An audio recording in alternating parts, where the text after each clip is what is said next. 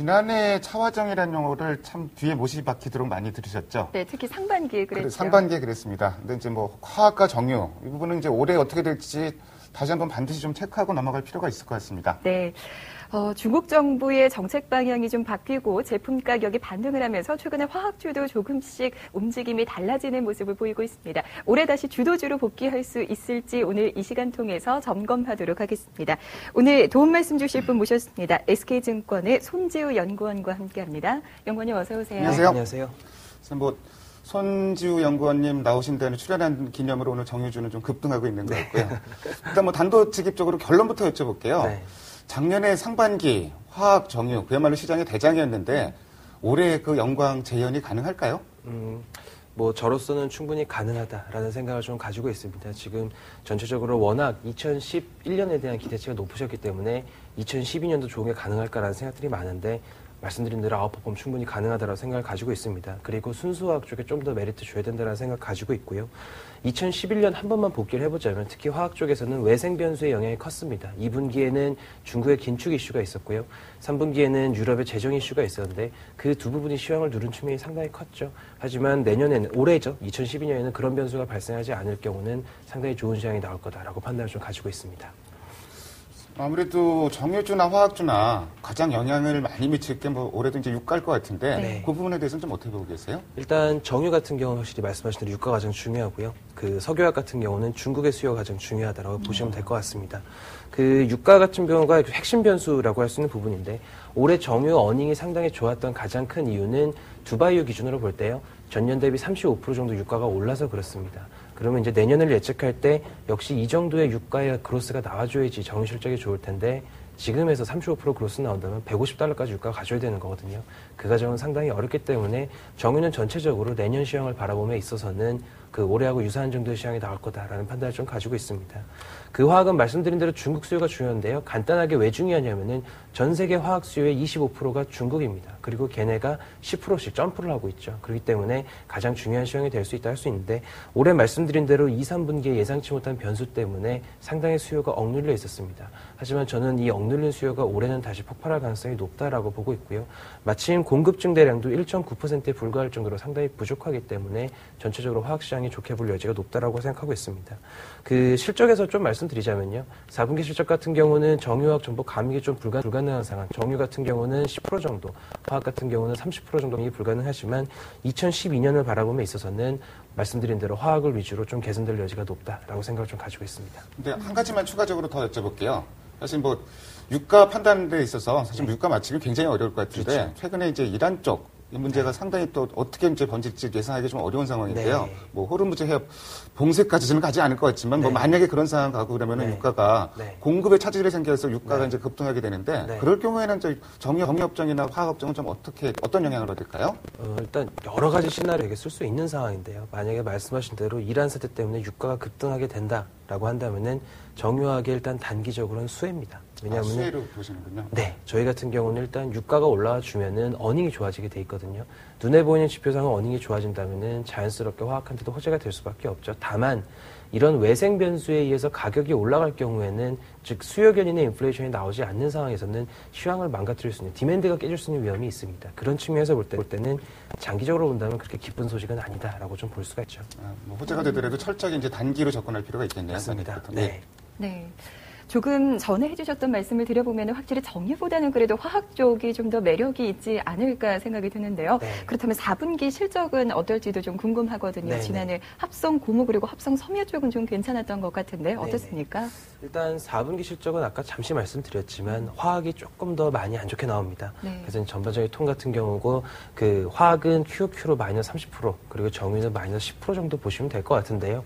그 안 그래도 오늘 자료가 하나 나왔는데 실적을 이제 업자별로 업데이트를 해보니까 일회성 비용 4분기에 좀 많이 나오는 거죠. 상여금이나 그런 부분 반영이 좀 있어서 화학 같은 경우는 40%까지도 감익이 좀 나올 것 같습니다. 그래서 전반적으로 4분기 실적은 상당히 안 좋다라고 말씀드릴 수가 있습니다. 다만 한 가지 인지하셔야 될 부분은 지금 정유든 화학주든 상당히 안 좋은 주가 수준까지 내려갔다가 대부분 많이 반등을 했는데 그 반등의 이유는 4분기 실적이 좋을 것 같다라고 해서 올렸던 건 아닙니다.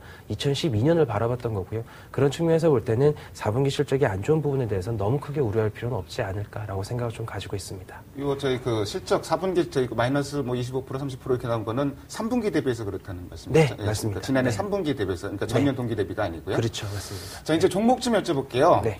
사실 그 2011년에 참 LG그룹 부설수 많이 올랐었죠. 뭐 증자 얘기, 또 뭐 분사 얘기, LG 화학 이제 분사 얘기 나왔었는데 네. 사실 뭐 그거 아닌 거로 지금 거의 이제 결론이 났죠. 네, 공시가 나왔습니다. 뭐 LG 화학 네. 좀 주가 어떻게 보세요?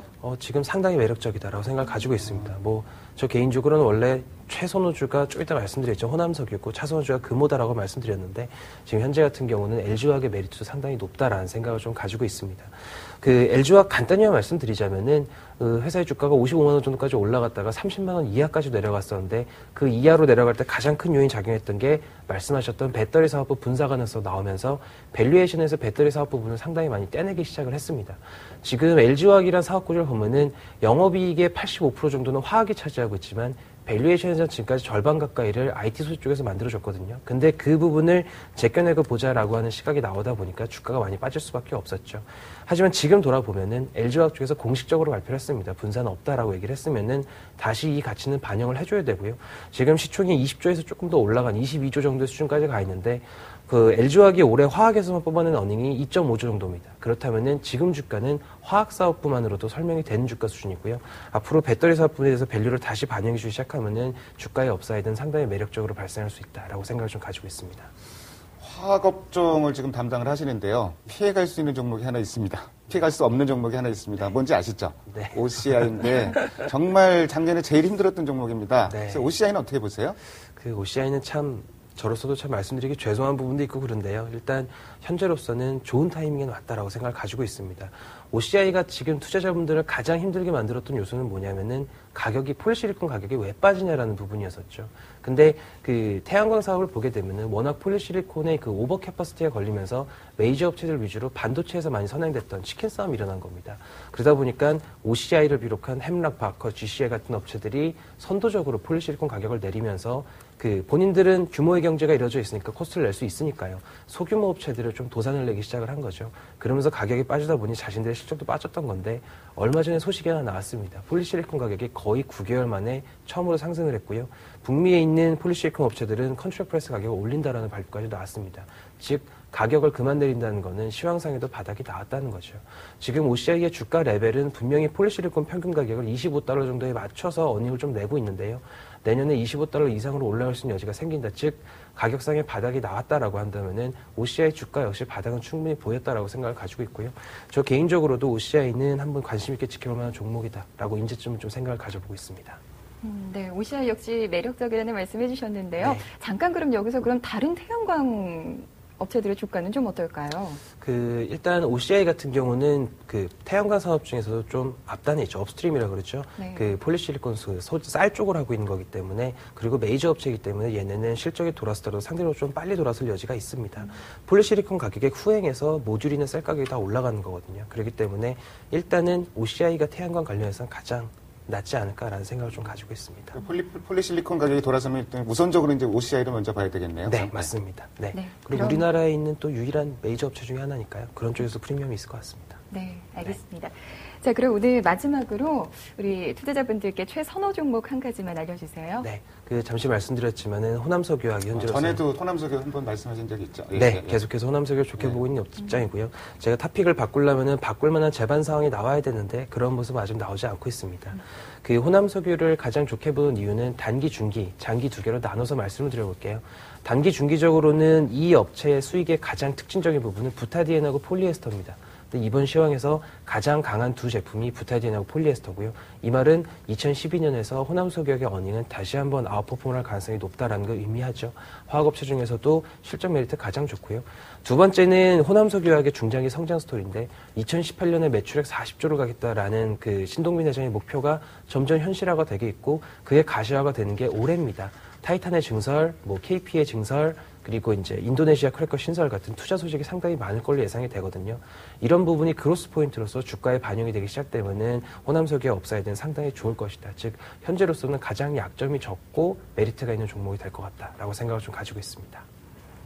네, 호남석유 지금 KP케미칼과 합병 거의 기정사실화되고 있는 거죠? 네, 맞습니다. 네, 역시 시너지 효과도 기대가 되고 있는 거고요. 네, 역시 그 합병을 하게 된다면은 그 호남석유학의 순이익이 증대되는 효과가 있기 때문에 주가상에 당연히 업사이드가 생기지만 한 가지 유의하실 부분은 이 두 업체가 합친다고 해서 영업상의 시너지가 나는 부분은 거의 없습니다. 그렇기 때문에 너무 주가의 뭐 촉매제라거나 트리거다라고 생각하기는 약간 어닝이 그러니까 국한시켜서 이제 뭐 네, 그 정도로만 봐주시면 될 것 같습니다. 네. 저는 뭐 올해 뭐 말씀하신 대로 화학주, 정유주 다시 한번 대장주로 좀 떴으면 좋겠습니다. 네. 네. 네, 오늘 도움 말씀에 SK증권 손지우 연구원과 함께했습니다. 오늘 말씀 정말 고맙습니다. 네, 감사합니다.